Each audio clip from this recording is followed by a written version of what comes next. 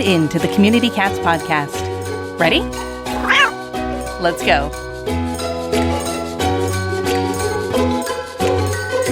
Welcome to the Community Cats podcast. I'm your host, Stacy LeBaron. I've been involved helping homeless cats for over 30 years with the Merrimack River Feline Rescue Society. The goal of this podcast is to expose you to amazing people who are improving the lives of cats. I hope these interviews will help you learn how you can turn your passion for cats into action. And today we are speaking with Nellie Goetz. Dr. Nellie Goetz is an associate professor of practice at the University of Arizona College of Veterinary Medicine with a doctorate in veterinary medicine from the Ohio State University and a master of public health from Johns Hopkins Bloomberg School of Public Health. She brings a wealth of expertise to her roles. Dr. Goetz is a passionate advocate for animal welfare and has dedicated her career to improving the lives of community cats. She co-directs the anesthesia and surgery course and leads an elective week-long community cat management course, only the second of its kind to be offered at U.S. vet schools. Dr. Goetz has presented nationally and internationally at veterinary and animal welfare conferences, sharing her insights on spay-neuter research, community cat surgery solutions, and the impact of veterinary services on public health. She shares her life with her husband, an assortment of cats, most of whom were former community cats, and enjoys identifying the birds and various wildlife in her backyard. Dr. Goetz, I'd like to welcome you to the show. Thank you so much, Stacy. I'm so excited to be here today. Thank you. So first and foremost, I ask all of my guests, how did you get to be passionate about cats? I had actually a very circuitous route to it. So as a youngster wanting to be a veterinarian, I was really obsessed with horses. And so the cats that I was exposed to were mostly barn cats. I had cats growing up and I liked my cats, but I can't say I was particularly obsessed with all cats. And then when I did a large animal surgery residency. So I was large animal focused first. I met my husband. He was in vet school and he was a cat guy. And I will tell you at first, I didn't really understand cats. And I think a lot of people have that sort of first experience with cats. I would always say when I was in vet school, I would rather restrain the angriest horse than restrain an angry cat because they grow 16 extra paws. They do all sorts of aerial acrobatics to get away from you. But once I met a cat guy and I really started to he came with 2 cats, one of which was extremely moody. And I was determined to make this cat my best friend because he really didn't like me at first. And so I think once I started to try to understand cats more and to understand cat behavior particularly, I understood this whole other side of cats. And it really sort of opened up my eyes to what incredible little creatures they are. And then I started to want to understand more about how cats live, truly. I didn't end up doing large animal.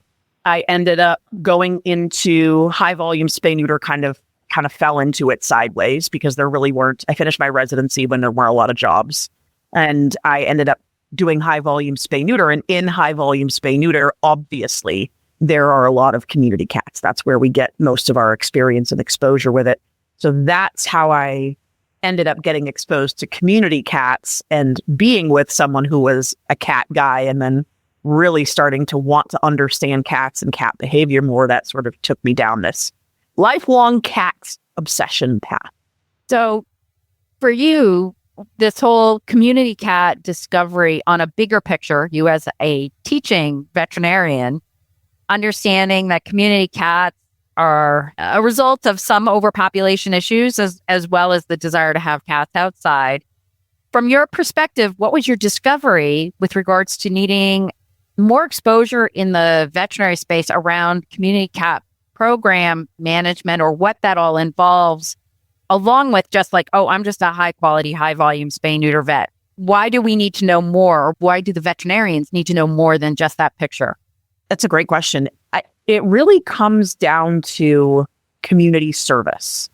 So I think that community cats give us a picture of what our community needs because they are a reflection of what's going on in those pockets of the community where they are. And so community cats get brought into most typically, high volume spay neuter clinics low-cost care clinics and shelter clinics.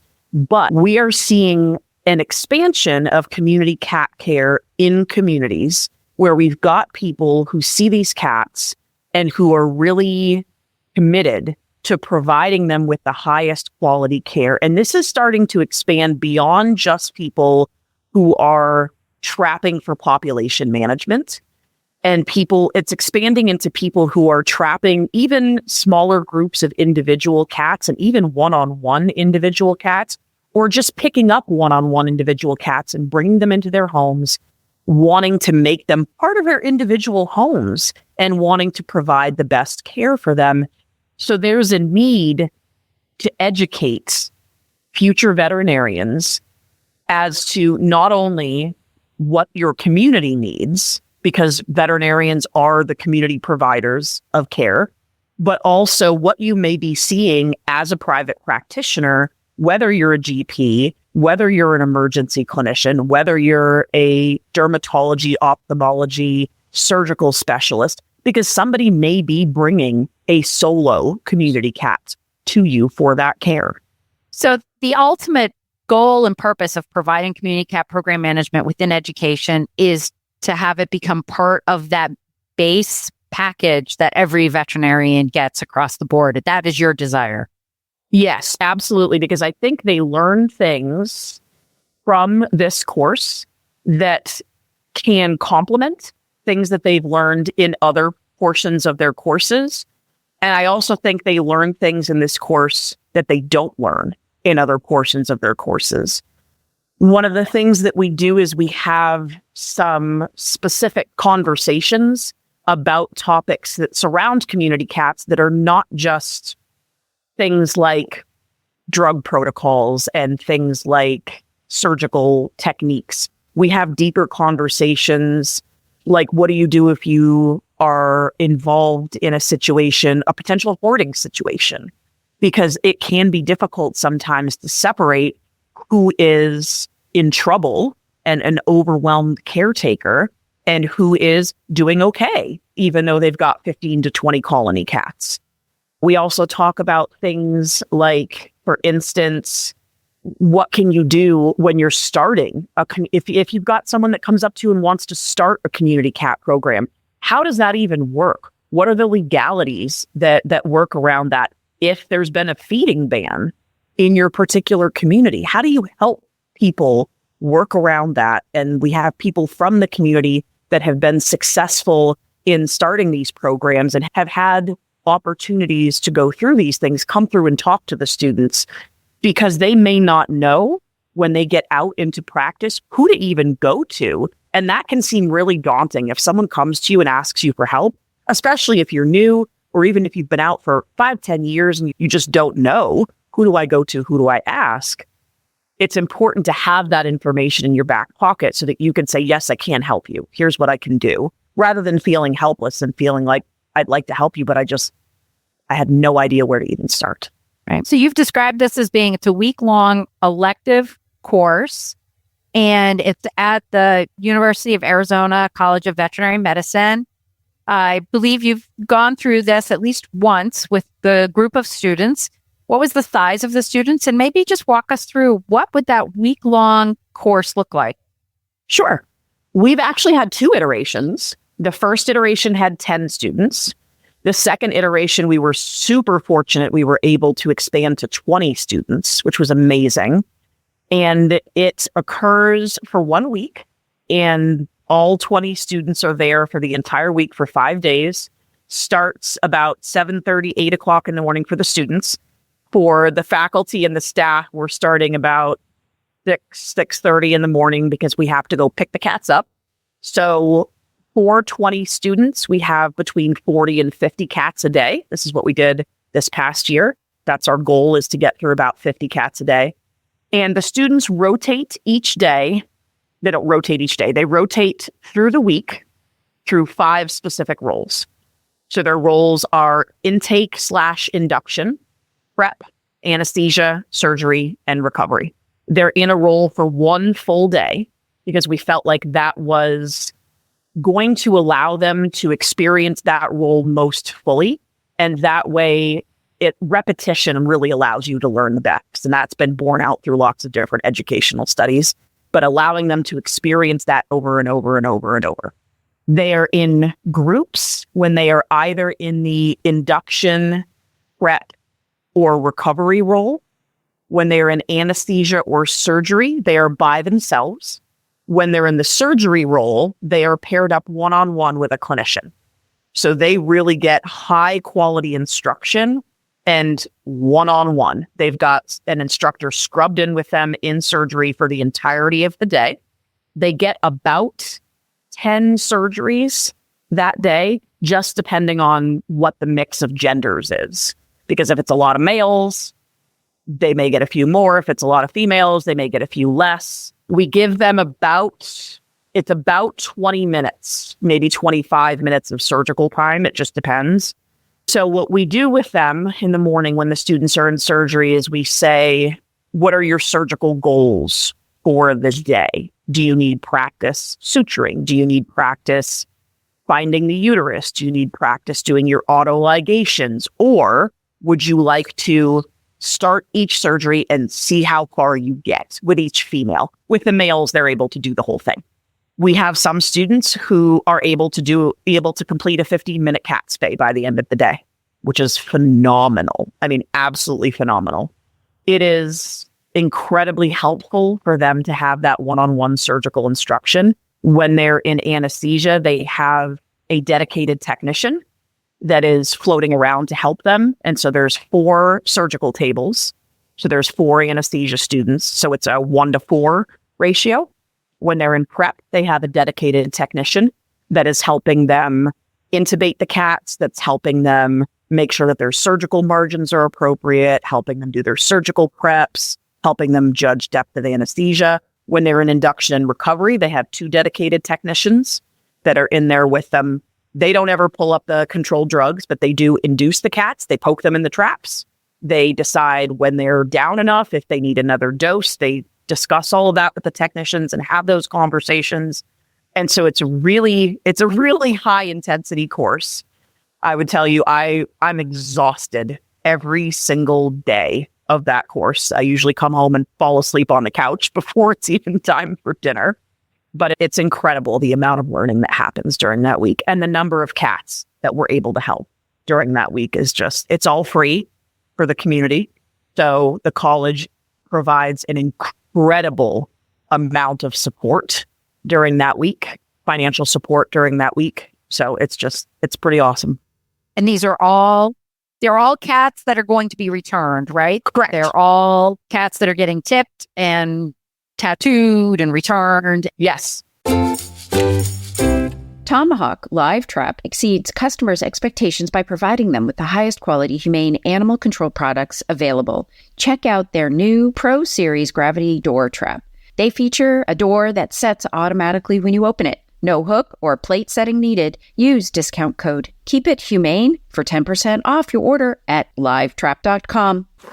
Want an easy grant opportunity for your animal organization? Maddie's Fund is giving away a $3,000 grant each month to one lucky Maddie's Pet Forum member.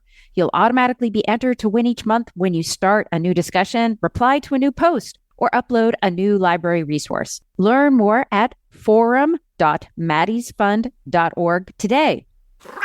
Every day, lost cats end up in shelters, scared, confused, and missing their families. You can be the reason for a happy reunion.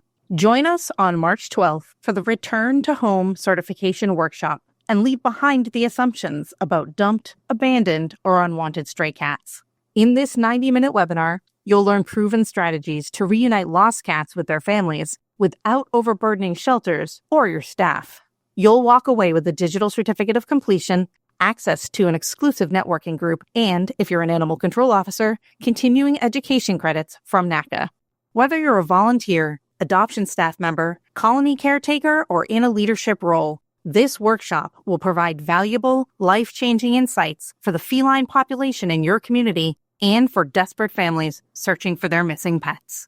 Registration is just $10. Sign up now at communitycatspodcast.com/home-sweet-home. Be the reason a lost cat finds their way home. Again, register today at communitycatspodcast.com home sweet home. So do you have a community cat partner that you work with to source the cats?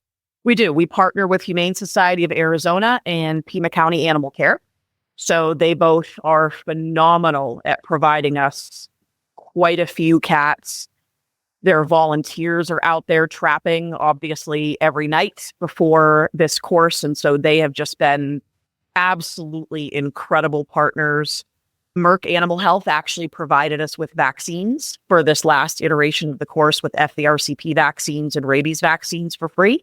So that was an incredible contribution on their part. And HSSA and Pima County Animal Care both provided us with, I think Pima provided us with flea and tick and microchips. And then HSSA provided us with flea and tick for their cats that they sent. So incredible community partners. Could not have done this without them, obviously, in their volunteer network. So in the last 5 years, we've seen a dramatic shift in the amount of available spay-neuter appointments across the nation with regards to affordable spay-neuter appointments for owned cats, as well as for community cat Trap-Neuter-Return programs or return-to-field programs. We are struggling with capacity to be able to care for those cats across the board. Back when I started out in the 90s, around 2000, late 90s, early 2000, we had what we called MASH style clinics, which were the clinics very similarly modeled to what you just described. And we still have them to this day. We still offer free spay neuter for any cat in a trap. I don't care where it comes from. It just shows up on a Sunday, gets done. There's 6 volunteer veterinarians. There's like 40 volunteers happily waiting to receive those cats. And it's this magical symphony of cats traveling throughout the clinic. We currently use a Humane Society that has a large clinic facility, but in olden times, we were using private practice clinics on Sundays when they were closed. We were utilizing their space and we were bringing all the supplies in. We were bringing our drugs in. The vet was bringing the drugs in and all that kind of stuff. And so, we talked about how to take this information that your students are learning, moving it into private practice. You talked about singleton. But what about this option of maybe going back to these MASH style clinics on a Sunday when the clinic is closed? Can we utilize those resources? I would love to see that. I would love to see that type of capacity, something on a Sunday. Even to be honest with you, what about overnights? That was something when I was running a high volume spay neuter clinic. It was a multi-site clinic before I came to University of Arizona. We talked about what about doing feral cats overnights because we were having a little bit of an issue with capacity we had such an overwhelming need for owned pets during the day that we were trying to figure out how to, and I was so committed to keeping those spots for the community cats, that it was like, how can we balance this? And I just offhand one day said to one of the technicians, man, what if we did, because I'm a night person, I'm not a morning person at all. And I said, what if we did overnight shifts with community cats? And she was like, oh my gosh, I would be your technician. And I thought, well, what about those emergency veterinarians that one day on, they do a 4 days off, 4 days on or something like that, get 4 emergency veterinarians on a day off. You have a private practice clinic that doesn't see pets past 5 p.m. and people can drop their community cats off whenever during the day, as you mentioned at that clinic before, where they just kind of dropped them off in the back. Drop them off whenever during the day so that they're there at 9 p.m. when everybody shows up, and then just get through a bunch of cats in the middle of the night. Everything gets picked up before the clinic opens up in the morning or during the day the next day. It doesn't really matter.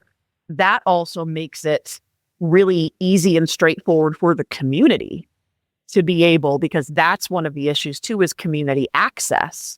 We were having issues with those people who were, I have 6 cats that I feed outside. It's not a 20 cat colony that we've got a dedicated team of trappers from the Humane Society that's out there doing it. It's a single person that really wants to try to get this colony to stop reproducing, but they can't drop off at 7:30 because they've got to be at work at 8. And trying to sort of make that more flexible for everybody. So yes, that's the kind, and introducing students who are not going into shelter medicine, who are not going into high volume spay neuter. Although I did have a student that didn't even know that high volume spay neuter was a possible career in the first iteration of this course. And I was like, girl, get in there. Yes, absolutely. And this was a student who would be a phenomenal high volume spay neuter veterinarian. So it was just like, yes, we're introducing you to this whole other world too. Getting students who maybe have never seen this before. And we actually did a survey of the students who just took the course this past iteration. And one of the questions that we asked was whether or not they would be more likely or less likely to pursue being involved in community cat management as veterinarians now that they've taken this course. And almost everybody said they would be much more likely. Most people said much more likely. Some people said like slightly more likely. Nobody said they would be in the same place, and nobody said that they would be less likely.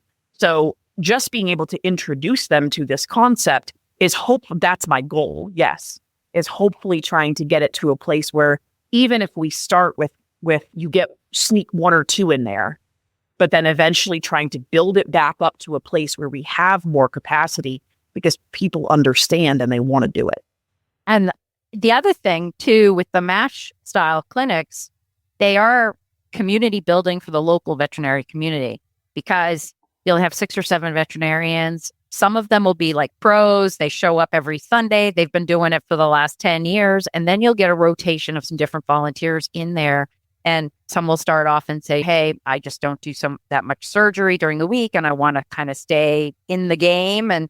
But you learn a lot of tips and tricks, and you compare notes, and you have community. And I know a big part of what's going on in our animal welfare space and the veterinary space is this isolation. We're isolating ourselves, and we're not able to talk to one another. We feel like we're competing with each other. And this is a place where you can come in, you can help the cats, but you can also help yourself by having conversations with others that are also sort of in your neighborhood, but you wouldn't have talked to them at all.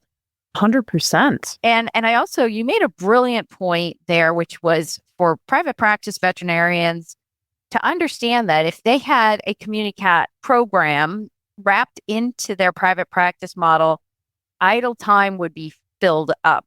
Because if you have cats in the back that need surgery, so say emergency blockage comes in, well, you can delay the cats in the back. They're going to survive in a trap for another day. It's not going to be a problem. So you deal with the emergency. But then if you have a series of 3 or 4 cancellations, then you can draw on those cats from the back, and to make sure that you really are maximizing the internal flow of the business units. Who, as a practice manager or a practice owner, you want to encourage something like this because it's good for the community. It's a good press point. And then it's also good for business because it keeps everybody active too. And cats are such an incredible, feral community cats are such an incredible way to help new graduates with their surgical training, because there are such interesting things that happen that you would never know about. So many cats have so many surprise pyometras. Cats have so many surprise weird things that are happening in their uteruses. Multi-parous cats, you have to handle their uteruses a little bit differently.